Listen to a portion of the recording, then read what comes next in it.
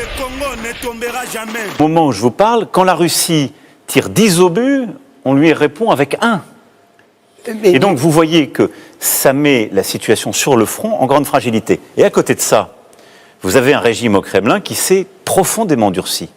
À quel moment? Parce que quelle différence tous ces derniers mois, et je dirais en gradation, en multipliant les attaques informationnelles et cyber, et y compris dans notre quotidien, sur des hôpitaux en France et ailleurs en Europe, qui a durci en décidant de tuer des opposants politiques. Mais c'est pas nouveau, vous étiez bien alerté en 2014. Alexei Navalny, mais je ne dis pas que c'est nouveau, je dis que ça s'intensifie. Mais l'alarme aurait pu être sonnée plus tôt, c'est ce que je veux dire. En 2014, alors, vous ne pouvez pas tout à la fois me reprocher de la sonner trop tôt et d'avoir pu la sonner plus tôt. Non, mais... Je crois que je regarde avec lucidité la situation. Nous avons d'abord tout fait, au-delà de sonner l'alarme, pour être exigeants. Mes désaccords avec les présidents Poutine, la lucidité que j'évoque devant vous, je la porte dès le mois de juin 2017 à Versailles, en lui disant, vous nous attaquez, vous manipulez nos données, j'en ai été victime dans ma première campagne, et donc il faut qu'un respect s'établisse et que vous cessiez d'être une force de déstabilisation.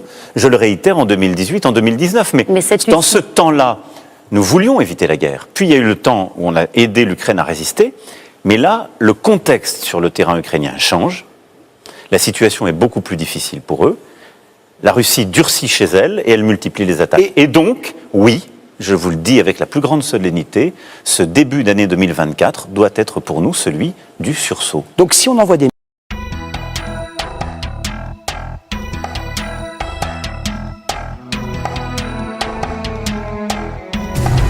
Sauvons l'Afrique.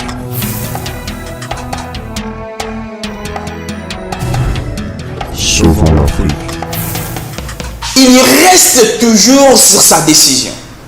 Il ne change pas sa décision. Et il n'a pas changé sa décision. Il a bien expliqué. Il ne permettra jamais, donc jamais, que la Russie gagne ce combat et que l'Ukraine perd le combat. Le président français Emmanuel Macron, il a été reçu par 2 journalistes. Dans l'interview, ce qu'il avait dit, de ne pas permettre à la Russie de gagner le combat, il a encore répété le même mot et le même parole, que la Russie ne gagnera pas et ne gagnera plus ce combat devant l'Ukraine.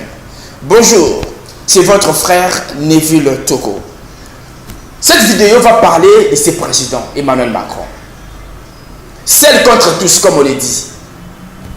Si les États-Unis se méfient par rapport à l'ours qu'on appelle la Russie, mais Emmanuel Macron, derrière lui, il y a le peuple français, je ne sais pas qui encore qui est derrière lui, il accepte, il est d'accord d'envoyer les troupes au sol. Et dans son interview, il est allé encore plus loin qu'avant. Souvent la vidéo va revenir après. Vous n'allez pas l'exclure. On est même sûr de le faire. Voilà. Alors, nous, on n'est pas sûr de le faire, mais en tout cas, on n'est pas dans cette situation-là aujourd'hui. Mais être assis, je pense que ce qui est une question de vie ou de mort. Être assis ou debout n'est pas une question de vie ou de mort. D'abord, il y a une gradation, et ça dépend où on le fait. Je fais cette comparaison pour expliquer ce qu'est ne pas exclure des options, et il y a une raison de ne pas le faire, et la position qui consiste à dire simplement ce qu'on fait, et nous donner des lignes rouges. Quelle est la situation? Depuis 10 ans, parce que tout ça a commencé en 2014, la Russie a lancé une guerre d'agression contre l'Ukraine. Nous avons ensuite tout fait pour rétablir la paix. Tout. Les accords de Minsk, les négociations qui sont menées sous l'égide de la France et de l'Allemagne avec l'Ukraine et la Russie. Ici même s'est tenu, dans cette salle, le seul rendez-vous entre le président Zelensky et le président Poutine le 9 décembre 2019. Et la Russie, le régime du Kremlin, une fois encore, a décidé de lui-même, en février 2022, de lancer le 2e temps de cette offensive, une guerre complète contre l'Ukraine, et pas simplement le Donbass, parce qu'il ne nous dit pas ses limites. Il bombarde Kiev régulièrement, attaque Odessa, etc. Nous avons un objectif. La Russie ne peut pas et ne doit pas gagner cette guerre. Depuis 2 ans, nous avons aidé l'Ukraine, et si les choses devaient dégénérer, ça ne serait une fois encore que la responsabilité de la Russie. Et donc nous, ça veut dire que nous, Si nous décidons aujourd'hui d'être faibles, si face à quelqu'un qui n'a pas de limites, face à quelqu'un qui a franchi toutes les limites qu'il nous avait données, nous lui disons naïvement, je n'irai pas plus loin que ceci ou que cela. À ce moment-là, nous décidons pas la paix, on décide déjà la défaite. Et vous décidez de le dire, qu'on peut envoyer. Et ça, c'est un geste très fort, de décider de dire on ira peut-être jusque-là. Et je l'assume parce que c'est le rôle du président de la République dans nos institutions. Le président de la République est en charge de la défense nationale. Il ne fait pas de commentaires, il décide pour la sécurité des Françaises et des Français. Qu'est-ce qui se joue en Ukraine? Une guerre qui est existentielle pour notre Europe et pour la France. J'espère qu'on y reviendra parce que c'est un sujet clé. Et donc, je décide, parce qu'après 2 ans de guerre, après d'ailleurs, je veux ici le rappeler, que nous ayons systématiquement fait ce que nous disions que nous n'allions pas faire. Ce qui relativise aussi les propos très définitifs tenus parfois par certains à travers l'Europe. Il y a 2 ans, nous disions « jamais on n'enverra de chars ». On l'a fait. Il y a 2 ans, on disait jamais nous n'enverrons de missiles de moyenne portée. On l'a fait. Mais on disait jamais on enverra d'avions. Certains sont en train de le faire. Donc, nous avons mis trop de limites, si je puis dire, dans notre vocabulaire. Nous ne sommes pas dans l'escalade. Nous ne sommes pas en guerre contre la Russie. Simplement, il faut être clair, nous ne devons pas laisser la Russie gagner. Mais les Français n'ont pas compris, vous parliez de vocabulaire, à quelles conditions précises, concrètes, des soldats, des militaires français iraient se battre en Ukraine. Est-ce que c'est parce que l'armée russe ferait une percée décisive sur le front? Est-ce que c'est parce qu'une ville clé, Odessa par exemple, serait sur le point de tomber? Vous n'avez pas été précis sur ce point-là. Mais peut-être j'ai raison de ne pas être précis, et je vous le redis. Mais les 2 conditions que je viens d'évoquer relèvent de la science-fiction ou ce sont des scénarios possibles, à vos yeux? Depuis quelques années, nous vivons tous dans un monde où ce qu'on croyait impensable arrive. C'est cette fin de l'insouciance que j'évoquais il y a quelques années. On y est. La guerre est sur le sol européen. Il y a entre Strasbourg et Lviv moins de 1500 kilomètres. Vous imaginez? La guerre est dans ce pays. Donc ça n'est pas une fiction et ça n'est pas loin de nous. Ce qui s'est passé, donc toutes ces options sont possibles. Le seul qui en aura la responsabilité, c'est le régime du Kremlin. Ce ne sera pas nous là. Et donc il nous faut lucidement regarder la situation et il nous faut avec détermination, volonté, courage, dire que nous sommes prêts à mettre les moyens pour atteindre notre objectif qui est que la Russie ne gagne pas. Si on est prêt, c'est qu'on se prépare. Ça veut dire qu'en ce moment, depuis le début, on se prépare. Ça veut dire qu'on s'entraîne pour des opérations aériennes ou la France, au sol. La France n'a pas attendu février 2022 pour se préparer. Nous avons un modèle d'armée complète, une force de dissuasion et des armées opérationnelles. Et je veux ici le rappeler pour rendre une fois encore hommage à nos soldats et à leurs familles.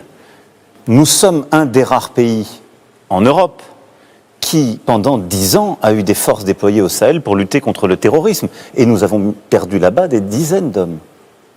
Mais avant que ce n'était pas le même type de combat. Mais est-ce que vous pensez que c'était... On combattait les islamistes qui étaient nous nos combattions ennemis des terroristes qui étaient... domestiques également. À la demande d'un État, pour éviter qu'un État souverain ne s'effondre et pour protéger nos avant-postes. Mais est-ce qu'on pense que c'est plus accessoire? Aujourd'hui, ça ne s'impose pas en Ukraine. Mais est-ce qu'on doit tout exclure pour autant? Ce que je veux dire par là, c'est que nous sommes prêts.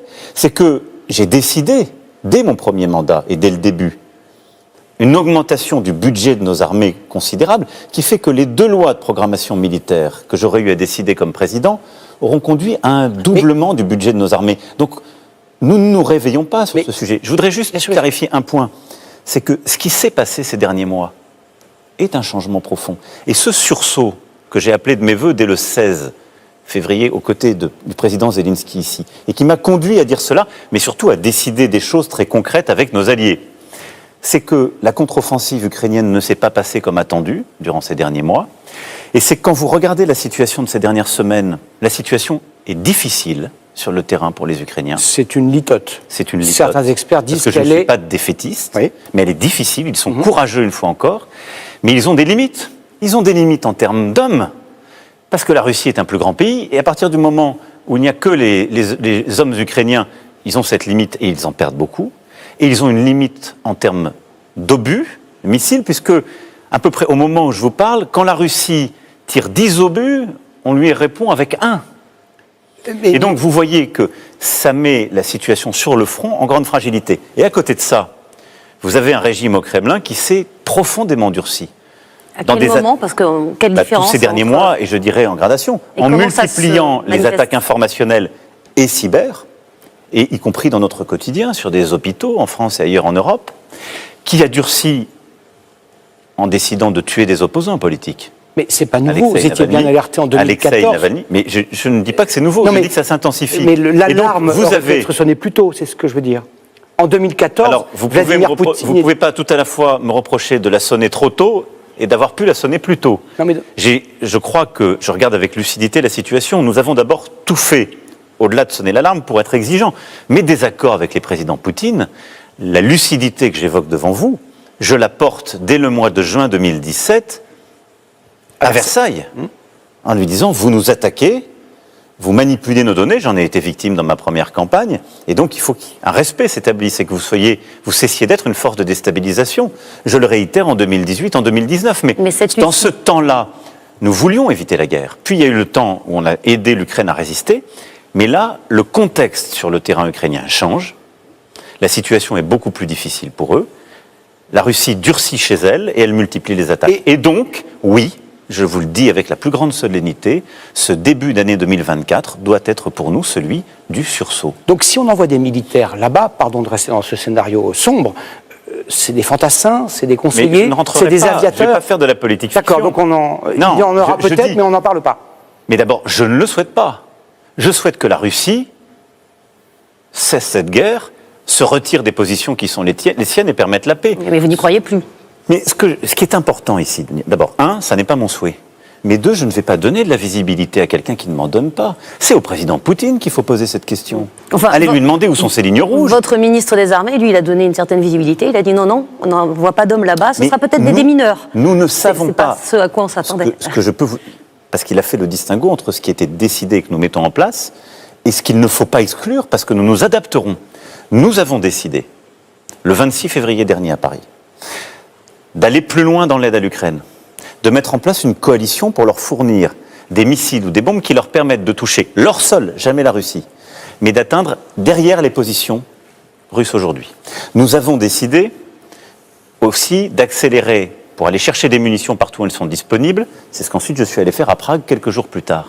Et nous avons décidé de mener 5 actions communes, et là on était tous d'accord autour de cette table, Européens, Américains, Canadiens, Britanniques, pour dire on va ensemble faire du déminage, produire et réparer du matériel, déployer des forces civiles à la frontière avec la Biélorussie, protéger la frontière avec la Moldavie, là aussi avec des forces civiles, et avoir des actions défensives en cyber sur le sol ukrainien. En revanche, ils n'ont pas du tout décidé d'envoyer des troupes. Et ils vous l'ont fait savoir dès que vous avez prononcé cette phrase.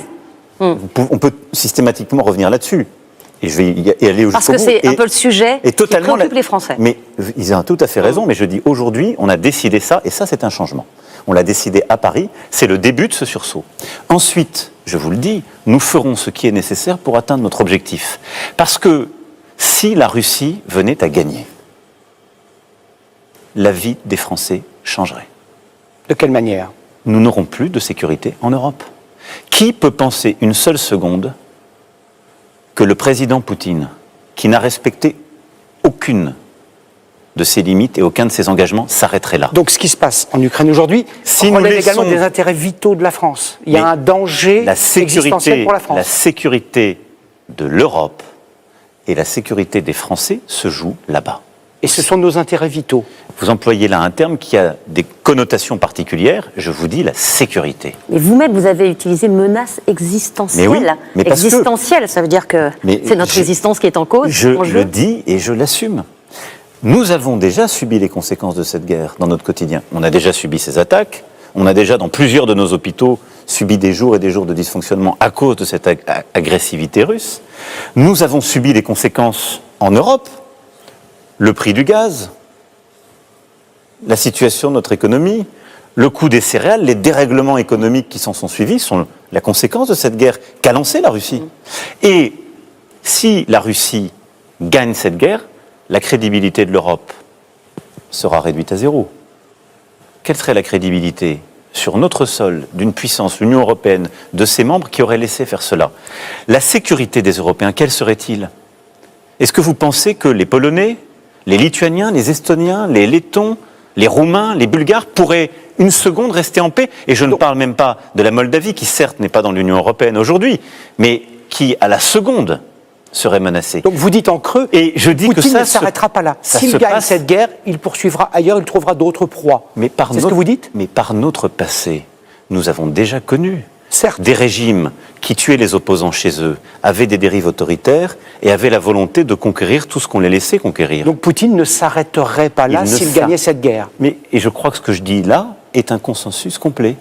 Du président Biden au chancelier allemand, tous les dirigeants de l'Europe. Donc seule la force, notre force, français, européen, l'OTAN, je ne sais pas, peut l'arrêter, peut le stopper. Et il faut le stopper en Ukraine. Aujourd'hui, il faut avoir, pour reprendre une vieille formule de Churchill, le nerf de la paix. Vouloir la paix, ça n'est pas choisir la défaite. Vouloir la paix aujourd'hui, ça n'est pas laisser tomber l'Ukraine. C'est faire la guerre. Vouloir la paix, non. C'est d'être crédible, d'être fort et prêt pour nous adapter au choix que la Russie ferait. Et donc, si la guerre venait à s'étendre, si la guerre venait à s'étendre en Europe, ce serait le seul choix et la seule responsabilité de la Russie. Mais décider, nous, aujourd'hui, d'être faibles, décider, nous, aujourd'hui, que nous n'y répondrions pas, c'est déjà être dans la défaite. Pourquoi vos homologues ne le disent pas? Et ça, je ne le veux pas. Mais contrairement à ce que vous voulez croire, beaucoup de mes homologues m'ont suivi. J'étais quelques jours après, quelques jours après à Prague, à côté de moi, le président tchèque a dit exactement la même chose. Vous aviez ici même, il y a quelques jours, le président lituanien. Il a dit lui-même, toutes les options doivent être ouvertes. Il a même obtenu un mandat de son Parlement pour envoyer des troupes. Ça veut dire que vous les avez convaincus? Vous êtes en train d'emmener avec vous des États? Mais comme on l'a fait à chaque fois. En février 2022, en mars 2022, à Versailles, nous avons décidé un agenda stratégique. L'agenda pour l'autonomie stratégique de l'Europe. On l'appelle encore l'agenda de Versailles. Il vaut encore et nous avons été aux avant-gardes. On a eu le débat sur la possibilité de reconnaître la candidature de l'Ukraine pour rentrer dans l'Union européenne. Il n'y avait pas grand monde. 2 mois après, j'allais en train à Kiev avec le chancelier Scholz, le président du Conseil Draghi, le président de Roumanie, et nous disions tous les trois avec le président Zelensky que nous étions pour, et nous décidions dans le Conseil suivant que ce serait le cas. Les choses bougent, il faut simplement les mettre en mouvement par lucidité et parce que c'est ma responsabilité. Et ce que je veux vous faire toucher du doigt, c'est que ma responsabilité, c'est la sécurité des Français et la défense nationale. Et notre sécurité se joue aussi en Ukraine aujourd'hui. À ce propos, est-ce qu'aujourd'hui, mars 2024, le régime russe, le régime de Vladimir Poutine, est-il l'ennemi de la France? Il est l'adversaire. Quelle est la nuance sémantique entre adversaire et ennemi? Nous ne faisons pas la guerre à la Russie. Mais elle nous fait la guerre. Vous voulez qu'elle soit... Elle nous attaque sur le plan cyber. Oui, c'est une forme de guerre. Des agents russes typandiés par la Russie, qui étaient moldaves, ont tagué des étoiles de David à Paris. Et vous avez raison de dire tout cela, qui est une forme hybride. Mais il faut faire attention de ne pas tout de suite les qualifier, parce que sinon on serait nous-mêmes dans l'escalade. Que faudrait-il pour que vous prononciez le mot ennemi? Qu'est-ce qu'il faudrait que la Russie commette? Mais si la Russie décidait à nouveau une escalade qui nous entraînerait tous dans un conflit, je souhaite de toutes mes forces qu'il n'en soit pas le cas. Mais à coup sûr, aujourd'hui, la Russie est un adversaire.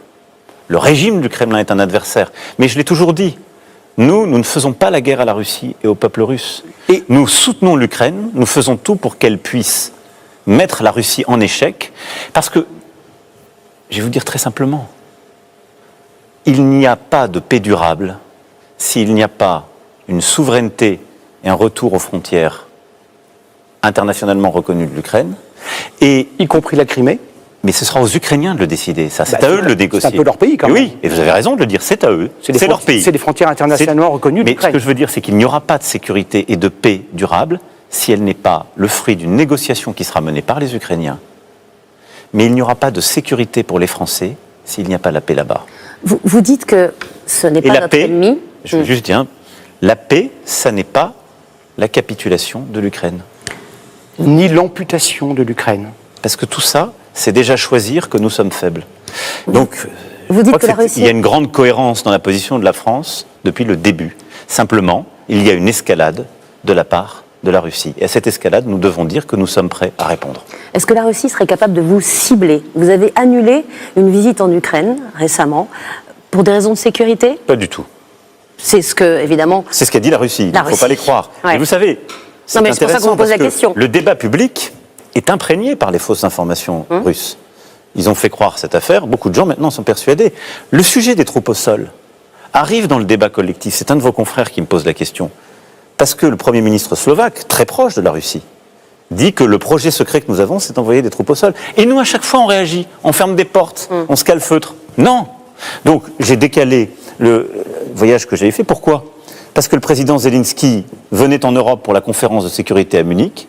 Et donc, je lui ai proposé de venir signer l'accord bilatéral ici. Et ensuite, je lui ai dit, fort de la très longue discussion que nous avons eue et du constat lucide que je fais, que je viens de vous exposer, je lui ai dit, au fond, mon utilité, plutôt que d'être à vos côtés, à Kiev, est de mettre en œuvre ce sursaut, de convaincre les Européens et nos alliés d'aller plus loin, ce qu'on a fait ici le 26 avec ces nouvelles initiatives qui ont été prises, et d'essayer d'aller plus loin et justement de faire réaliser à tout le monde que les choses changent, et qu'elles changent vite, et qu'elles ne changent pas dans le bon sens. Et c'est ce que j'irai porter d'ailleurs dès demain à Berlin, où je verrai le chancelier Scholz et le Premier ministre polonais. Toutes les semaines ou presque, le président russe Vladimir Poutine brandit de manière assez claire, assez menaçante, la menace nucléaire. La France est le seul pays membre de l'Union européenne à être doté de l'arme nucléaire. Est-ce que vous vous sentez, est-ce que nous devons nous sentir particulièrement visés? Nous devons nous sentir d'abord particulièrement protégés, parce que nous sommes justement cette puissance dotée. Sauf qu'il mentionne beaucoup la France, plus la France que d'autres pays. Et que c'est le sens même du choix qui a été fait par le général de Gaulle dès après la Deuxième Guerre mondiale. Ensuite, nous sommes prêts, nous avons une doctrine qui est établie, et en matière de nucléaire, il faut peu de mots. Et le nucléaire n'est pas un instrument de déstabilisation ou de menace. C'est un instrument de sécurité. D'avoir la bombe comme la Russie nous installe dans un face-à-face particulier, donne une responsabilité supérieure ou un poids supérieur, selon vous, à la France? Notre capacité nucléaire donne d'abord une sécurité aux Françaises et aux Français, qu'ont peu de pays dans le monde. Ça nous donne une responsabilité, celle d'être une puissance dotée de cette arme, et donc de ne jamais être dans l'escalade, ni verbale, ni évidemment de fait. Mais pourtant, il brandit la menace. Je pense que ça n'est pas... Et il reprend vos termes sur les lignes rouges. Ce n'est pas approprié quand on a justement l'arme nucléaire. Mais est-ce que vous ne parlez plus à Poutine? Depuis combien de temps? Depuis plusieurs mois. Est-ce que ce n'est pas un handicap de ne plus lui parler? Écoutez, je lui ai parlé à chaque fois que c'était nécessaire. Je lui ai parlé, évidemment, des centaines d'heures avant février 2022, longuement entre février et avril 2022, pour essayer d'arrêter cette guerre et de négocier la paix. Mais à partir du moment où lui-même n'a plus respecté aucun cadre, c'est-à-dire que, contrairement à ce qu'il disait, il ne faisait pas une opération spéciale que nous condamnions déjà et qui n'avait aucun cadre juridique, aucune légitimité, aucune légalité, mais qu'il attaquerait Kiev, qui menait des crimes de guerre dans le nord du pays, la discussion n'avait plus de sens. Pourtant, vous l'avez prolongé quand même jusqu'au mois de septembre. J'ai ensuite eu des discussions ponctuelles sur la question nucléaire. Parce que nous avons pris l'initiative, à cause de la centrale de Zaporijia, qui était proche de la ligne de front, en lien avec l'Agence internationale de l'énergie atomique, eh bien, de tout faire pour protéger cette centrale. Et donc j'ai eu les échanges à ce moment-là. Mais les discussions, je suis tout à fait prêt à les mener, à tout moment. Mais encore faut-il qu'on ait face à nous quelqu'un qui dit la vérité et dont l'intention est de faire la paix. Et ça n'est pas le cas aujourd'hui. Et selon vous, Vladimir Poutine, c'est un patriote russe? C'est un autocrate? C'est un dictateur? Tout ce que vous dites depuis 2 minutes, c'est-à-dire les crimes qu'il commet contre des civils, on regarde dans un dictionnaire, on se dit seul un autocrate ou un dictateur peut commettre ça. Je ne suis pas un commentateur, c'est le président de la Fédération de Russie qui aujourd'hui est pris dans une dérive personnelle, répressive et autoritaire dans son pays, et qui a fait le choix, ces dernières années, de manière accrue ces derniers mois, d'être une puissance de déstabilisation en Europe, en lançant une guerre dont il a la seule responsabilité, et en menaçant la sécurité de tous, mais dans beaucoup d'autres théâtres d'opération, du Proche et Moyen-Orient au Caucase, en allant jusqu'à l'Afrique, où la Russie est une puissance qui déstabilise. Vous ne lui parlez plus, donc ce ne sera pas vous qui négocierez la paix avec lui. Qui pourra le faire? Est-ce que ce sera les États-Unis? Mais il y a un ordre des temps. Je suis sans doute le dirigeant en responsabilité qui lui est le plus parlé. Oui, mais à présent, on peut dire qu'il y a un certain froid entre vous. Mais ce n'est pas un froid, les choses ne sont pas personnelles. Et d'ailleurs, je ne veux pas ici les personnaliser, ça n'a aucun sens. Nous ne sommes pas dans une fiction, ça n'est pas un roman, une série. Enfin, Trump lui parle, par exemple. Non, mais on parle de la vie et de la mort. Et aussi loin que je suis informé, je n'ai pas le sentiment que Donald Trump soit président des États-Unis d'Amérique. Il y a un risque. Et donc aujourd'hui, il est clair, il n'y a pas un risque, il y a la guerre. Au moment où on se parle, il y a des femmes et des hommes qui meurent en Ukraine par la responsabilité du président Poutine. Et ce que je vous dis, c'est que si l'Ukraine tombe, c'est notre sécurité qui est menacée. Pour laquelle, vous avez dit début janvier, la France est en économie de guerre. Et viendra, je l'espère, le plus tôt possible, le moment où nous aurons à reparler avec le président de la Fédération de Russie, quel qu'il soit, au moment où cela s'imposera. Et la France est en économie de guerre, disiez-vous, au début de l'année. Vous parliez des obus tout à l'heure. Regardez les chiffres avec Anne-Sophie. À l'heure où on parle, la France produit moins de 100 obus par jour, sauf erreur de notre part.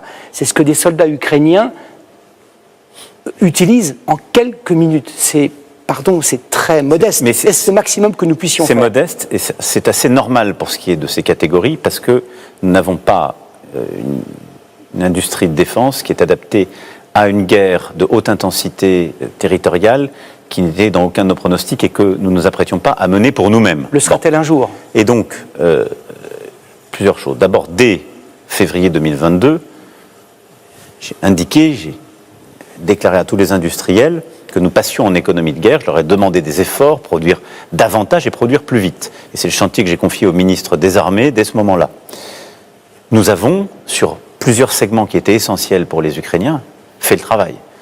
Les canons César, qui sont déterminants pour la défense de l'Ukraine, nous avons multiplié leur production. Et là où nous avons livré quelques dizaines depuis le début du conflit, cette année, parce que nous avons multiplié les lignes, multiplié les cadences, nous allons produire près de 75 canons César, ils iront tous sur le front ukrainien. C'est beaucoup plus qu'on en a livré depuis le début.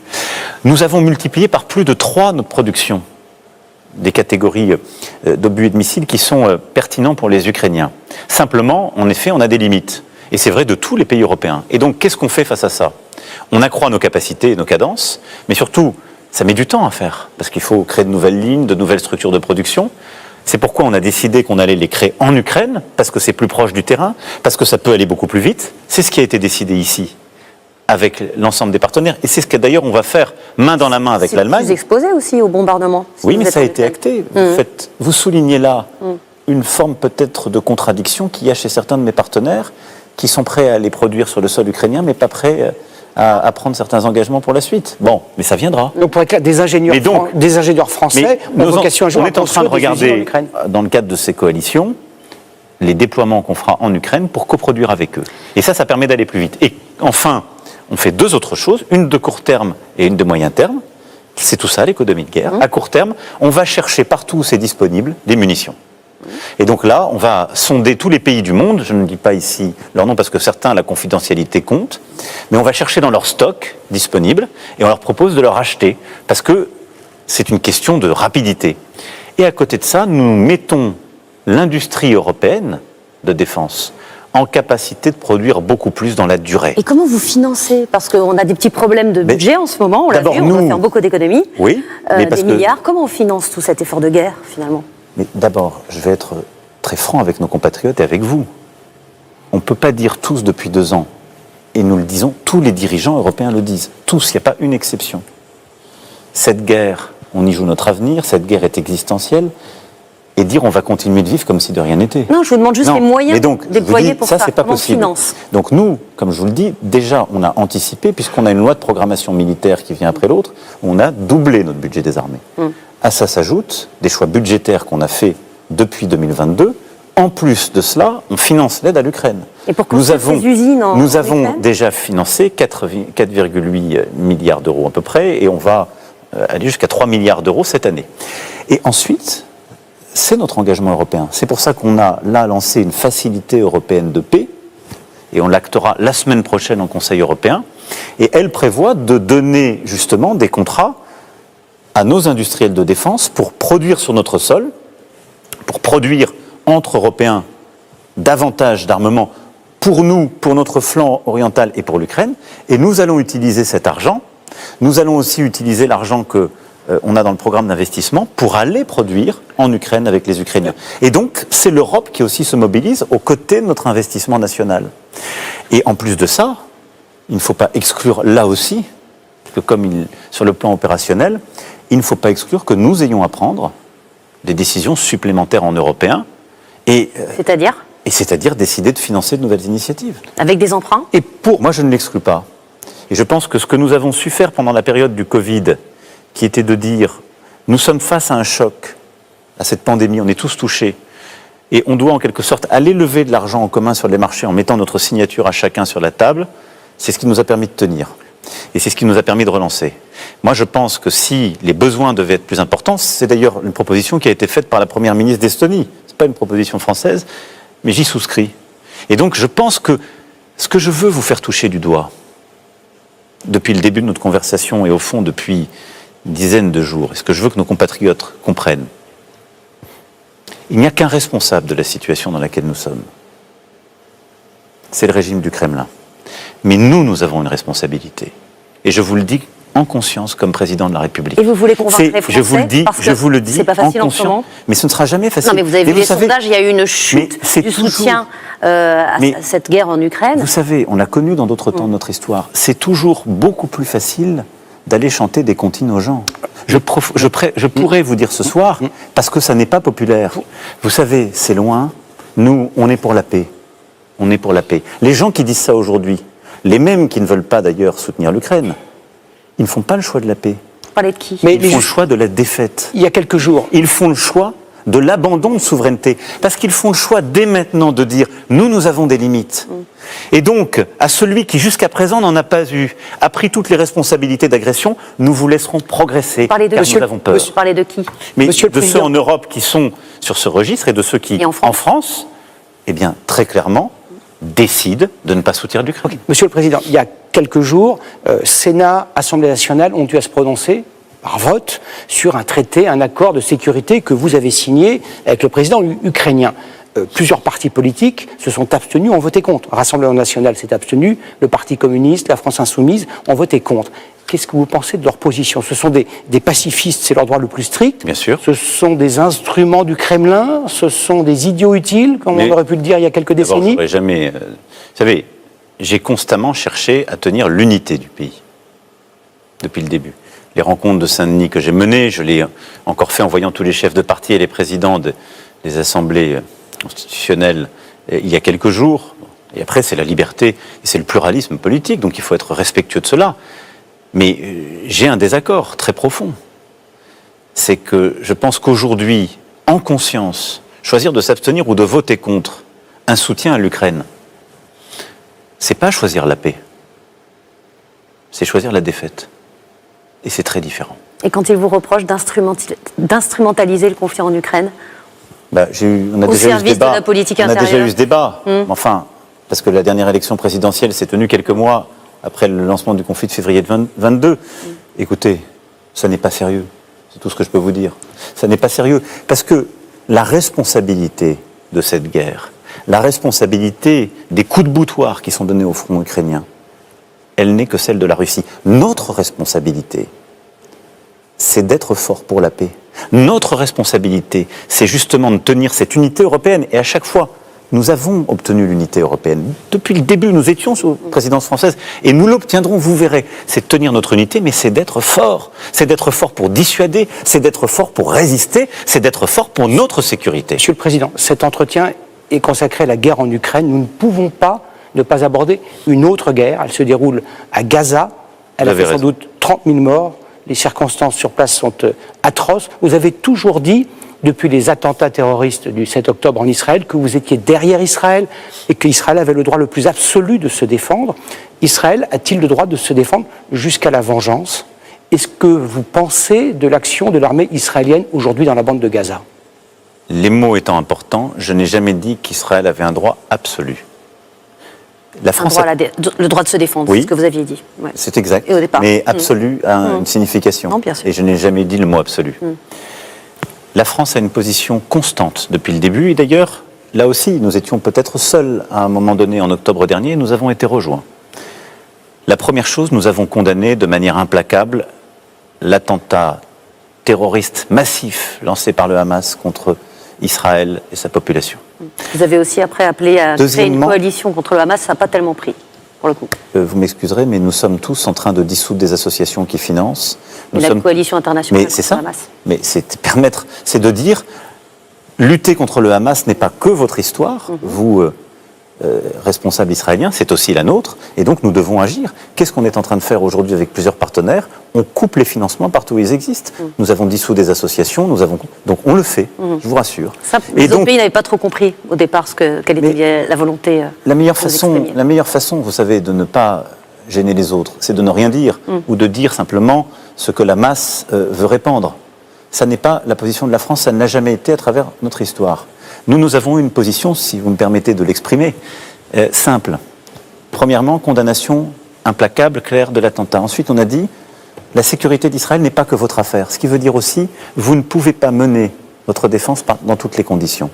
Mais nous sommes prêts à coopérer, par exemple sur le financement, c'est ce que j'ai dit tout de suite, pour lutter contre le Hamas. Deuxièmement, vous êtes une démocratie. Vous avez donc une responsabilité, vous devez respecter le droit humanitaire, le droit de la guerre, le droit international.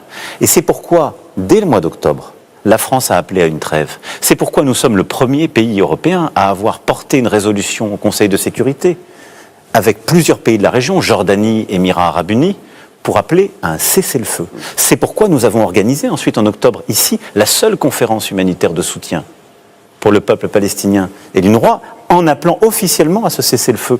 Et le troisième volet, c'est une réponse politique, car la sécurité de toute la région, d'Israël, du peuple palestinien et de tous les États de la région, c'est qu'il y ait une réponse politique au droit légitime des Palestiniens à avoir un État. Il y a aujourd'hui 3 otages français détenus par le Hamas depuis plus de 5 mois. Oui. Sont-ils vivants? Savez-vous où ils sont? Êtes-vous en négociation ou un intermédiaire est-il en négociation pour les faire libérer? Merci d'évoquer ce sujet qui est pour nous essentiel. Nous nous sommes beaucoup battus avec le Qatar et l'Égypte en particulier pour obtenir la libération de nos otages qui ont été libérés ces derniers mois. Nous avons encore en effet 3 otages. Je ne dirai rien ce soir et vous le comprendrez. Les discussions sont en cours, seules les familles sont informées. Les discussions sont en cours. Nous mettons beaucoup d'énergie et je veux remercier les partenaires que je citais et j'espère vraiment que nous obtiendrons ces libérations. C'est pour nous essentiel et je souhaite qu'au-delà des otages français, tous les otages israéliens et du monde entier soient libérés parce que c'est une pratique inadmissible et des vies brisées et confisquées. Merci. En tout cas, là-bas aussi, nous ferons tout pour la paix et la sécurité pour tous. C'est le sens de l'initiative que nous avons levée et nous faisons tout pour appeler encore une fois au cessez-le-feu. Merci beaucoup, Monsieur le Président, d'avoir répondu à nos questions. Merci à vous. Merci beaucoup. Très bonne soirée à tous. La question posée, qu'est-ce qui tient à la tête le président Emmanuel Macron? Pourquoi il ne peut pas, selon mes idées, chercher la paix d'une manière, je ne sais pas comment? On peut aussi chercher la paix par des dialogues, par des négociations, non seulement par la guerre. La paix a été toujours cherchée. On cherche toujours la paix. Mais un homme intelligent a des qualités qui peuvent lui aider à gagner une paix que personne n'aurait cru. C'est un peu la sagesse que le président Emmanuel Macron manque. Il peut avoir l'intelligence avec son équipe, avec son gouvernement, Gabriel Attal et tout là. Il peut avoir l'intelligence. Mais la sagesse, c'est une chose vraiment différente et innée. Je vais demander au peuple français. Je vais demander au gouvernement français. Je vais demander au président Emmanuel Macron, s'il vous plaît. C'est le moment de chercher la paix, mais non par la guerre. C'est le moment de faire réconcilier l'Europe. et non partager l'Europe. C'est le moment de faire réconcilier le monde et non partager le monde. Ce n'est pas bon. Allez dans votre maison, la porte conseil, essayez un peu de réfléchir 7000 fois. Il y aura une réponse et la Russie va cesser d'envahir l'Ukraine et le président Volodymyr Zelensky va trouver gain de cause et il serait là au milieu, non à l'OTAN et non aussi à Moscou. Merci, c'était votre frère Neville Tchoko. Merci pour avoir suivi cette vidéo. Je vous demanderai de partager, d'aimer, de liker et puis de commenter la vidéo. Je dis un grand merci à toute la population qui vit dans le monde entier et à tous les Africains partout dont vous nous suivez. Je dis un grand merci à vous de nous avoir aussi suivis. Et merci à notre gouvernement et gouvernement étranger. Merci au peuple du Burkinabé, merci au peuple du Mali, du Niger, Nigeria, Niger, et puis partout où vous êtes. Marocains, Tunisiens, Sénégalais, Namibiens, partout où vous êtes, Éthiopiens, Haïtiens, partout où vous êtes, je vous aime de tout mon cœur. Merci aussi à Bishop John Makesse, merci Maman Niki Olinfo, merci aussi à Monadio et tout le monde Jakana, je vous aime de tout mon cœur. On se retrouve à la prochaine vidéo sur votre chaîne. Les Congo ne tombera jamais, KTJ, l'Afrique ne tombera jamais, et sauvons l'Afrique. Bye et à la prochaine. Le Congo ne tombera jamais.